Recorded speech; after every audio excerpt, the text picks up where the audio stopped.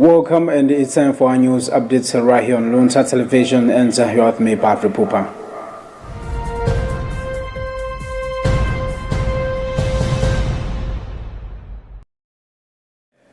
Pope Leo XIV has continued his pastoral visits to parishes located in the outskirts of Rome, traveling on Sunday afternoon on to Santa Maria, where he is visiting. The visit marks his fourth trip to Roman parish since mid-February as part of Lenten pastoral engagements, according to Vatican News. The Pope was welcomed in the square outside the church by parishioners, families, and groups of children preparing for their first communion, along with scouts and youth groups.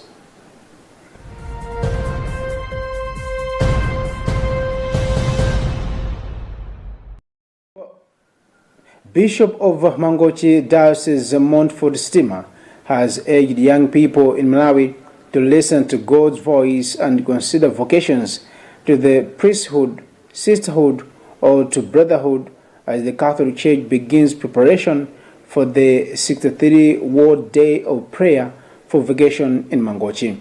The bishop made the remarks during the launch of preparations for the 63rd World Day of Prayer for Vocation held at St. Augustine Cathedral in Mangochi, where he encouraged young people to remain open to God's calling and reflect seriously on serving the church.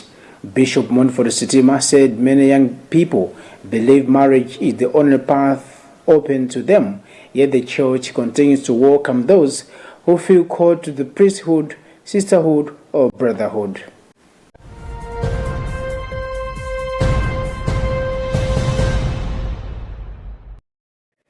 The Malawi Electoral Commission has called on presiding officers to exercise caution and responsibility as they prepare to manage the by-elections scheduled for 17 March 2026. The appeal was made by Richard Japateka during a 3-day training session for presiding officers held in Mponena. Japateka stressed the importance of carrying out their duties with professionalism and dedication during the electoral process. The Malawi Electoral Commission is set to conduct by-elections in 4 constituencies and 9 wards across the country.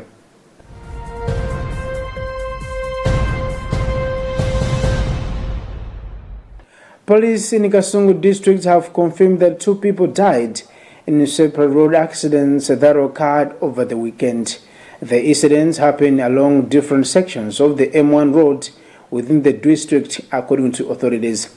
Deputy Police spokesperson for Kasungu, Miracle Haoli, said a 30-year-old woman identified as Brenda Mwandira died on Sunday afternoon after being struck by a Nissan Dwaris at Kawinama village along the Jenda Kasungu M1 road. Mwandira was reported attempting to cross the road when the accident occurred, sustaining severe head injuries and a deep cut on her right leg, as she was later pronounced dead upon arrival at Nkamenya Mission Hospital. In a separate incident on Saturday evening, a motorcyclist identified as Yembegezani Makina died in a suspected hit-and-run accident at a Solid One township along the Kasungu-Lilongo M1 road. Haoli explained that Makina was involved in a head-on collision with an unidentified vehicle that was overtaking another car from the opposite direction. He sustained severe head injuries and was pronounced dead on arrival at Boa Health Center.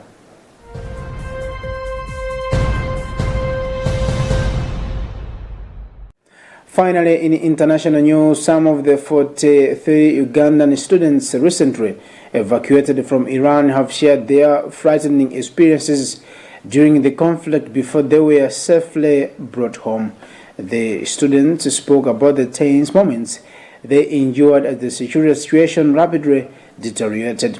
One of the students, Oscar, told AFP after arriving at Entebbe International Airport that they could feel the ground shaking due to the blast. He said the situation was terrifying and uncertain, adding that many of them were unsure if they would manage to leave the country safely.